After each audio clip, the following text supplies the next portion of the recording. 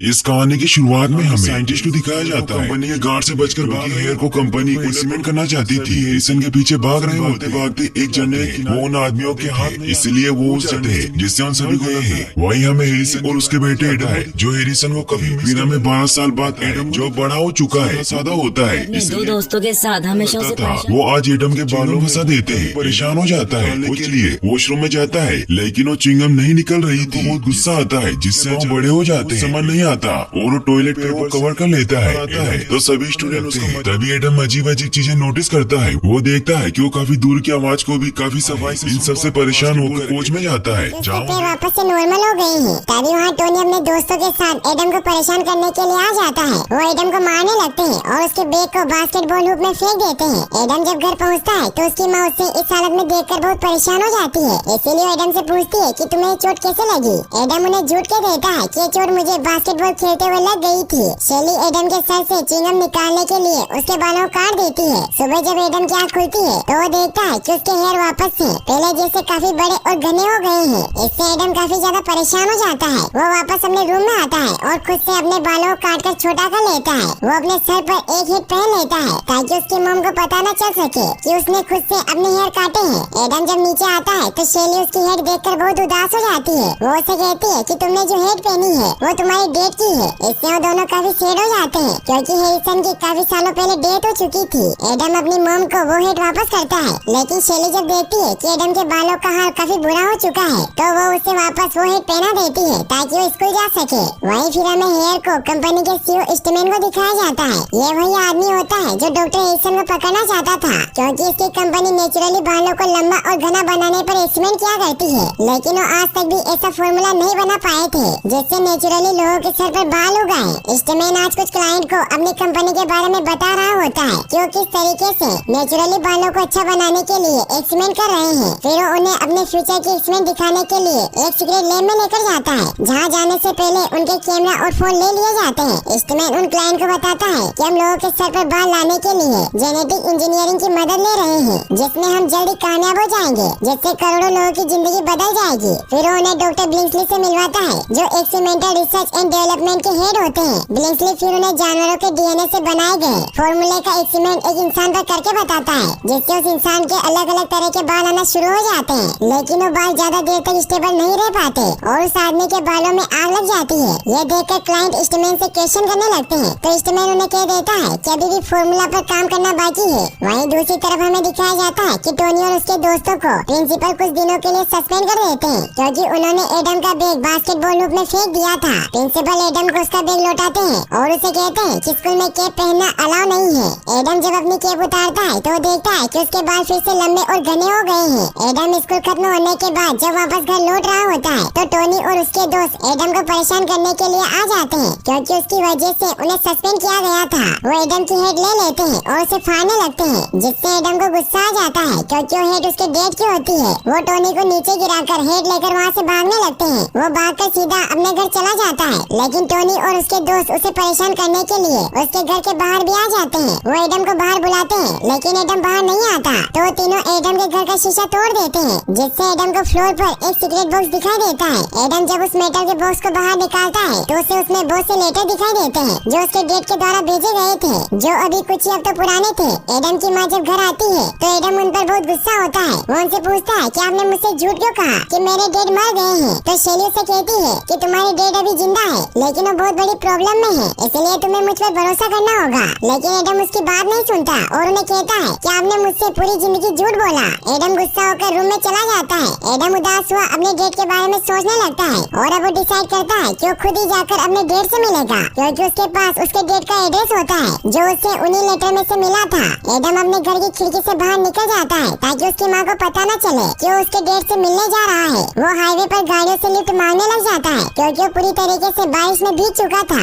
एक ट्रक वहाँ आकर रुकता है। ट्रक ड्राइवर एडम से पूछता है कि तुम यहाँ क्या कर रहे हो। तो एडम उसे कहता है कि बस मुझे घर पहुँचना है जो रूट 89 पर है। तो ट्रक ड्राइवर उसकी मदद करने के लिए तैयार हो जाता है। वो रूट 89 की तरफ निकल जाते हैं। सुबह होते होते वो उस जगह पर पहुँच जाते हैं जो कि एक बहुत ही घना जंगल होता है। ट्रक ड्राइवर एडम को कहता है कि यहाँ तो कोई घर नहीं है। तो एडम बहाना बना देता है कि मेरा घर यहाँ से कुछ ही दूरी पर है। तो ट्रक ड्राइवर वहाँ से निकल जाता है। वहीं हमें दिखाया जाता है कि एडम की मॉम जब एडम को उठाने के लिए उसके रूम में में जाती है तो वो देखती है कि एडम वहाँ नहीं है। इससे वो काफी परेशान हो जाती है। वो समझ जाती है कि एडम जरूर अपने डेट को ढूंढने निकला है, इसलिए वो एडम को लेने जाने के लिए निकल जाती है। वहीं एडम उस जंगल में अपने डेट को खोजने लग जाता है। वो एक क्लिफ पर पहुँचता है जहाँ वो जंगल के खूबसूरत नजारे को देखकर बहुत खुश होता है, लेकिन तभी उसे पीछे से किसी के गुर्राने की आवाज सुनाई देती है, जिससे एडम काफी डर जाता है और वहाँ से भागने लगता है। लेकिन तभी वो जंगल में लगे एक ट्रक में फंस जाता है, जिससे वो बेहोश होकर रोड पर गिर जाता है। तभी दिखाया जाता है कि एक ट्रक तेजी से एडम की तरफ बढ़ रहा होता है और उस ट्रक ड्राइवर का ध्यान रोड पर बिल्कुल नहीं होता,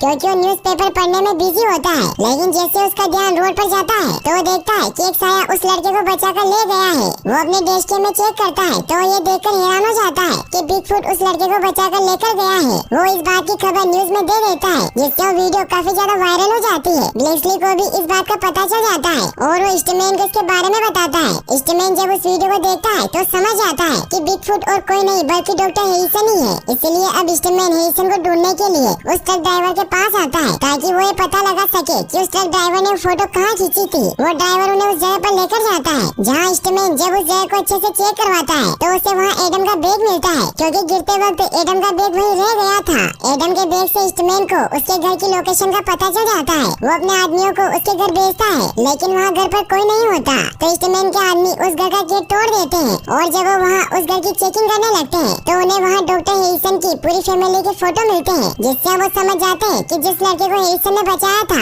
वो उसी का बेटा था। वहीं एडम की जब आँख खुलती है तो अपने सामने बिगफुट को देखता है, जिससे वो काफी ज्यादा डर जाता है। तो बिगफुट उसे बताते हैं कि मैं और कोई नहीं बल्कि तुम्हारा डैड हूँ। लेकिन एडम को इस बात पर विश्वास नहीं होता और उसे लगता है कि उसने उसके डैड को मारा है। तो बिगफुट उसे शांत करते हैं और उसे उनकी तस्वीरें दिखाते हैं और उसे बताते हैं कि तुम, मैं और तुम्हारी मॉम है। एडम अपने डैड को कहता है कि आप हमें छोड़कर यहाँ से इसलिए चले गए क्योंकि आप बिगफुट हैं। तो डॉक्टर हैरिसन उसे कहते हैं कि ऐसा बिल्कुल नहीं है, बल्कि मैं यहाँ छिपकर इसलिए रह रहा हूँ क्योंकि हेयर नाम की कंपनी मुझे लेव रेट में बदलना चाहती है ताकि वो मुझ पर एक्सपेरिमेंट कर सके। फिर वो एडम से पूछते हैं कि क्या तुम्हारी मॉम को पता है कि तुम यहाँ हो। तो एडम उन्हें कहता है कि उन्होंने मुझसे पूरी जिंदगी झूठ बोला, इसलिए मैं भागकर यहाँ आ गया। तो हैरिसन उसे कहते हैं कि तुमने बहुत ही गलत किया और इससे बहुत बड़ी मुसीबत भी आ सकती है, क्योंकि वो मुझे पकड़ने के लिए तुम्हें नुकसान पहुँचा सकता है। वहीं हमें दिखाया जाता है कि एडम की मॉम जब रास्ते में होती है तो ईस्टमैन के लोग उन्हें किडनैप कर लेते हैं ताकि उसके जरिए हैरिसन के बारे में पता कर सके। वहीं एडम बहुत परेशान हो जाता है क्योंकि उसे लगता है कि वो बिगफुट की तरह बन जाएगा। तो उसके डैड उसे कहते हैं कि बिगफुट बनना इतना भी बुरा नहीं है, क्योंकि इससे तुम्हें बहुत सी पावर है, लेकिन तुम मेरे जैसे बिल्कुल नहीं हो क्योंकि तुम्हारे शरीर के हर हिस्से पर लंबे लंबे बाल नहीं है। फिर वो उससे ये भी बताते हैं कि जब तुम ट्रेन में फंसकर रोड पर गिर गए थे तो तुम्हारा पैर उस ट्रेन की वजह से बहुत डैमेज हो चुका था, लेकिन मैंने अपनी हीलिंग पावर से उसे सही कर दिया। इससे एडम भी बहुत खुश होता है कि उसके डैड के पास सुपर पावर है। फिर हैरिसन उसे अपने साथ जंगल की सैर करवाने के लिए लेकर जाते हैं, जहाँ वो उसे उसकी पावर पर कंट्रोल करना सिखाते हैं, जिससे वो अब बहुत ही अच्छी तरीके से दूर की बातों को सुनकर उन्हें इमेजिन कर पाता है। फिर वो उसे उसके पैरों के बारे में बताते हैं कि तुम्हारे पैर बड़े होने की वजह से तुम बहुत तेजी से दौड़ सकते हो, जिससे अब एडम बहुत तेजी से दौड़ने लग जाता है। फिर एडम के डैड उसे ये भी बताते हैं कि तुम्हारे पास एक सुपर पावर है जिसके बारे में तुम भी नहीं जानते, और वो जानवरों से बात करना है। लेकिन एडम एनिमल से बात नहीं कर पाता, तो उसके डैड उसे बताते हैं कि तुम्हें एनिमल की बातों को स्लो मोशन में सुनना होगा। फिर एडम एक एनिमल से बात कर पाता है, जिससे वो बहुत खुश होता है। फिर हैरिसन उसे अपने सारे एनिमल दोस्तों से मिलवाते हैं, जो बिल्बर, टीना, टेपर, वीचा और स्टीव होते हैं। एडम उन सभी से मिलकर बहुत खुश होता है। फिर वो सभी साथ मिलकर जंगल में आए हंटर को वहाँ से भगाते हैं। एडम अपने डैड के साथ बहुत अच्छा टाइम स्पेंड करता है, जिससे उसे अपने डैड के साथ बहुत अच्छा लगता है। इसलिए उन्हें कहता है कि आपको भी मेरे साथ चलना चाहिए। तो हैरिसन उसे कहते हैं कि मैं ऐसा नहीं कर सकता क्योंकि मेरी वजह से तुम्हें और तुम्हारी मॉम को खतरा है। तो एडम उन्हें कहता है कि हम किसी को भी कभी भी ये नहीं बताएंगे कि आप जिंदा है। तो हैरिसन उसे समझाने के लिए अपनी पूरी स्टोरी बताते हैं। वो उसे कहते हैं कि जब मैं मेडिकल स्कूल में था तो मैंने मेरे बढ़ते हुए बालों पर रिसर्च करना शुरू कर दिया, जिससे मुझे पता चला कि मेरे ब्लड में एक दुर्बल डीएनए है। लेकिन मेरी इस खोज के बारे में ईस्टमैन को पता चल गया। उसने मुझे साथ काम करने का ऑफर दिया, लेकिन मुझे उसके इरादे अच्छे नहीं लगे, इसलिए मैंने उसे मना कर दिया। तो उसने मेरी पूरी लैब में तोड़फोड़ कर दी और उन्होंने तुम्हारी मॉम को धमकाया, जिससे मैं पूरी दुनिया के सामने से गायब हो गया ताकि मैं तुम्हें और तुम्हारी मॉम को सुरक्षित रख सकूं। फिर उसे बताते हैं कि अगर ईस्टमैन को मेरे बारे में थोड़ा सा भी शक हो गया कि मैं जिंदा हूँ तो मुझे पकड़ने के लिए कुछ भी कर सकता है। वहीं हमें दिखाया जाता है कि ईस्टमैन एडम की मॉम से इंफॉर्मेशन निकालने की कोशिश करता है, लेकिन वो उसे कुछ नहीं बताती। हैरिसन के रकून दोस्त पेपर और विचा भी वही होते हैं जो कि ये सब देख लेते हैं, इसलिए वो डॉक्टर हैरिसन के पास आकर उन्हें सब कुछ बताते हैं कि ईस्टमैन ने एडम की मॉम को किडनैप कर लिया है और उसके आदमी तुम्हें पूरे जंगल में ढूंढ रहे हैं।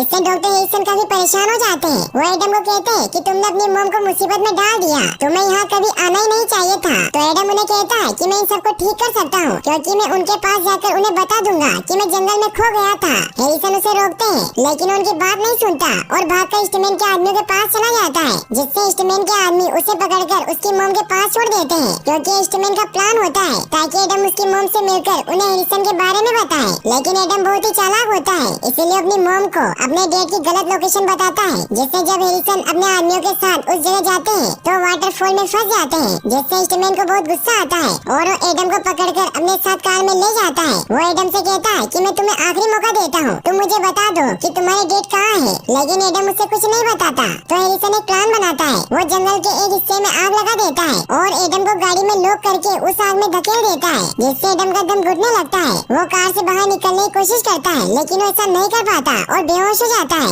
ये देखकर बिगफुट को अपने बेटे को बचाने आना पड़ता है। वो एडम को बाहर निकालकर उसे बचा लेते हैं, लेकिन इससे वो ईस्टमैन के जाल में फंस जाते हैं। ईस्टमैन बिगफुट को बेहोश कर देता है। एडम अपने डेट को उठाने की बहुत कोशिश करता है, तभी एक पेड़ उनके ऊपर गिरने लगता है। ये देखकर बिल्बर दी बियर वहाँ आकर एडम को बचा लेता है। वो हैरिसन को भी बचाने जाता है, लेकिन ईस्टमैन उन्हें पकड़कर अपने साथ ले जाता है। फिर हमें दिखाया जाता है कि एडम की जब आँख खुलती है तो एडम सभी को कहता है कि मेरे पास एक प्लान है जिससे मैं अपने डेट को बचा सकता हूँ, लेकिन उसके लिए मुझे तुम्हारी जरूरत है। तो कोई एनिमल साथ देने के लिए तैयार नहीं होता, क्योंकि उन्हें लगता है कि इंसानों से कोई जीत नहीं सकता। तो एडम उन्हें कहता है कि अगर उनकी जगह तुम में से कोई एक होता तो मेरे डेट तुम्हें बचाने के लिए जरूर आते। तो सभी एनिमल एडम का साथ देने के लिए तैयार हो जाते हैं। वो उसी होटल पर पहुँचते हैं जहाँ ईस्टमैन के लोग रुके हुए थे, जो हेयर को कंपनी की तरफ निकलने लगते हैं। ये देखकर एडम और बाकी सभी एनिमल एक कार के ऊपर चढ़ जाते हैं। वहीं दूसरी तरफ ईस्टमैन हैरिसन पर एस्टिमेट करने लगता है, जिससे हैरिसन बहुत गुस्सा हो जाते हैं। वो वहाँ तोड़फोड़ करने लगते हैं। तो ईस्टमैन उन्हें कहता है कि अगर तुम हमारे साथ कोऑपरेट नहीं करोगे तो मैं तुम्हारी फैमिली को खत्म कर दूंगा। तो हैरिसन भी उसके साथ कोऑपरेट करने के लिए मान जाता है। फिर वो उसका डीएनए निकालते हैं,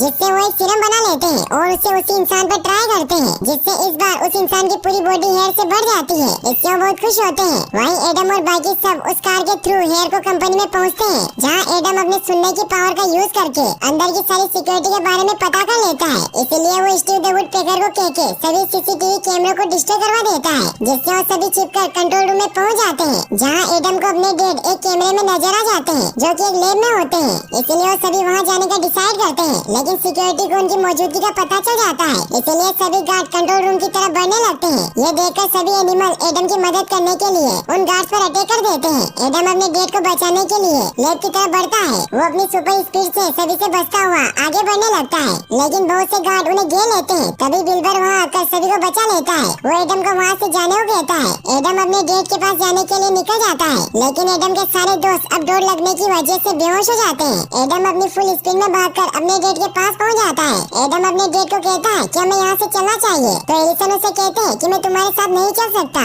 मैं यही रहूंगा, जिससे तुम और तुम्हारी मॉम सेफ रहेंगे। तभी ईस्टमैन भी वहाँ आ जाता है और एडम को कहता है कि तुम्हारे फादर यहाँ अपनी मर्जी से रुके हैं और अभी मेरे साथ काम करने के लिए तैयार हैं। तो हैरिसन एडम को कहते हैं कि अपनी मॉम का ख्याल रखना। वो एडम को अपने साथ ले जाते हैं। वहीं एडम के सारे एनिमल दोस्तों को बंदी बना लिया होता है। एडम ईस्टमैन के साथ बाहर जा रहा होता है, जिससे उन सभी एनिमल को लगता है कि एडम ने हमें धोखा दिया है, लेकिन एडम का प्लान तो कुछ और होता है। वो वहाँ से बाहर जाने से पहले फायर अलार्म बजा देता है, जिससे सभी गेट लॉक हो जाते हैं। वहाँ पूरी जगह पर पानी गिरने लगता है। ईस्टमैन कंट्रोल रूम में फोन करके सभी डोर को खोलने को कहता है, लेकिन गार्ड को लगता है कि सच में कहीं आग लगी है, इसलिए वो वहाँ इमरजेंसी इवैक्यूएट लीवर को ऑन कर देता है, जिससे सभी गार्ड कंपनी से बाहर भागने लगते हैं। ईस्टमैन सभी को रोकने लगता है, लेकिन गार्ड ईस्टमैन को ही उठाकर बाहर भागने लगता है। वहीं एडम अपने दोस्तों के पास पहुंचकर टीना को भी आजाद कर देता है और उसे सभी एनिमल को आजाद करवाने को कहता है। टीना सभी एनिमल को आजाद करवाने लग जाती है। एडम अपने डेट के पास पहुँचता है और उन्हें कहता है कि आपको मेरे साथ चलना ही होगा। तो हैरिसन उसे कहते हैं कि मैं तुम्हारे साथ नहीं चल सकता,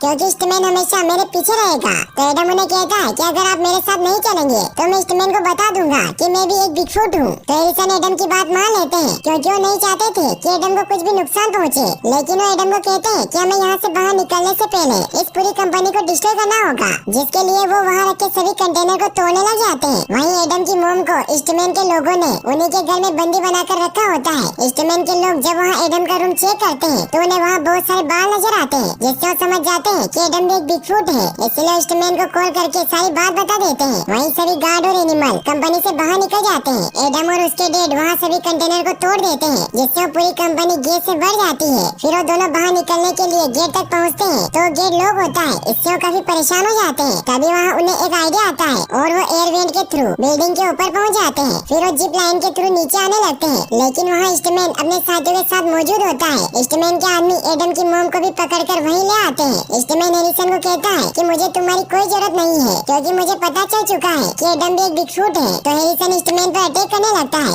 लेकिन ईस्टमैन हैरिसन पर बहुत सारे बेहोशी के डोर लगा देता है, जिससे वो बेहोश हो जाते हैं। ईस्टमैन हैरिसन को ब्रिज से नीचे फेंक देता है। इससे एडम को बहुत गुस्सा आता है और वो वहाँ हेयरको कंपनी में फ्लेयर गन चला देता है, जिससे वो फ्लेयर सीधा हेयरको कंपनी में चला जाता है, जिससे वहाँ गैस की वजह से ब्लास्ट हो जाता है और पूरी हेयरको कंपनी बर्बाद होने लगती है। ईस्टमैन भी ब्रिज से नीचे गिर जाता है। वहीं एडम अपने डेट को ढूंढते ढूंढते उनके पास पहुँच जाता है, लेकिन उनकी हालत बहुत खराब होती है। इससे एडम बहुत सैड हो जाता है। तभी एडम को अपने डेट की बात याद आती है कि हमारे पास हीलिंग टच करने की पावर है, जिससे हम किसी को भी ठीक कर सकते हैं। तो एडम अपने डेट पर हीलिंग टच का इस्तेमाल करने लगता है। सभी एनिमल भी ये देखकर बहुत हैरान होते हैं। एडम के डेट की आँख खुल जाती है, जिससे वो सभी बहुत खुश होते हैं। तभी वहाँ ईस्टमैन गन लेकर पहुँच जाता है। वो उन्हें शूट करने लगता है। तभी शेली वहाँ आकर ईस्टमैन को ही शूट कर देती है, जिससे वो बेहोश हो जाता है। लेकिन इससे उसकी विग भी खुल जाती है, जिससे हमें पता चलता है कि ईस्टमैन एक गंजा होता है, जिसकी वजह से उसने ये सब किया था। वहीं फिर हमें दिखाया जाता है कि हैरिसन और उसके सभी एनिमल दोस्त अब एडम के साथ उन्हीं के घर में रहने लग जाते हैं, जिससे वो सभी बहुत खुश होते हैं। वहीं हमें न्यूज़पेपर में ये भी पता चलता है कि अब ईस्टमैन को जेल में डाल दिया गया था, क्योंकि उसकी कंपनी इलीगल एक्सपेरिमेंट किया करती थी।